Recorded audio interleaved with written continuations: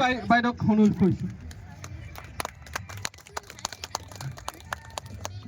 দ্বিতীয়তে আমাৰ জেন্টছৰ পৰা আহক নকুল গগৈক আমাৰ বাইদেউক এখনি ফুলাম গামোচাৰে সাদৰিব প্ৰয়োজন আছে।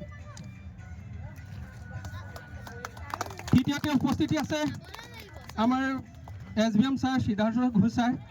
বাইদেউ ডগৰী বাইদেউক অনুৰোধ কৰিছোঁ।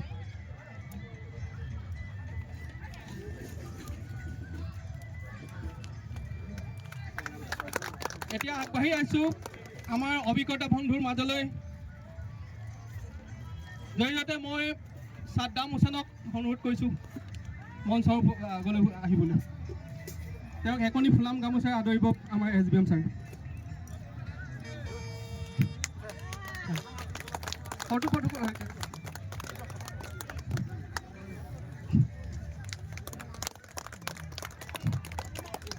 আত্মবিশ্বাস আৰু দ্ৰুতগতিত কাম কৰাৰ অভ্যাসে ছাদ্দাম হুছেইন ডাঙৰীয়াই যোৱা ডিচেম্বৰ মাহত প্ৰায় 24টাকৈ নতুন পলিচি জমা কৰি টপ পাৰফৰ্মাৰৰ পৰিচয় দিলে।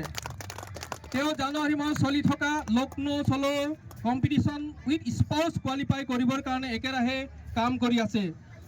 জনাবলৈ পাই আনন্দিত যে তেওঁ চলো আগৰতলা, চলো দীঘা আৰু চলো জয়পুৰ এই তিনিটা কম্পিটিশ্যনতে কোৱালিফাই কৰিলে। তেওঁ হাফ চেঞ্চুৰীত হেঁতেন বৰ্তমান নাম্বাৰ চব পৰিছে তেওঁৰ 70 হ'ব লাগে। চবেই আঠতালি দিব লাগে। Number one Saddam Hussain. দ্বিতীয়তে জ্যোতিকা পামেগামক আগবাঢ়ি আহিবলৈ অনুৰোধ কৰিছোঁ। জ্যোতিকা আছে নাই? জ্যোতিকা হা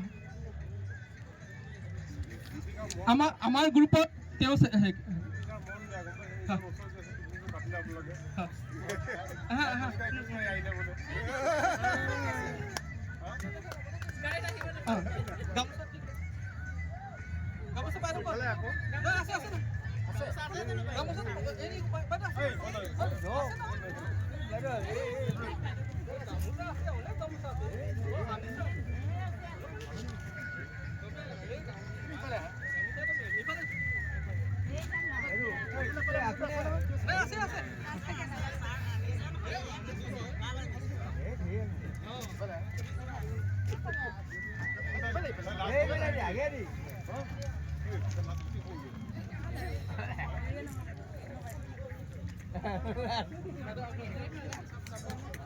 নতুনত্বক ভাল পোৱা, নতুন বিষয় শিকিব বিচৰা, আনন্দ হেপছত পলিচি জমা কৰি জ্যোতিকা পামে নিজৰ দক্ষতা দেখুৱাইছে।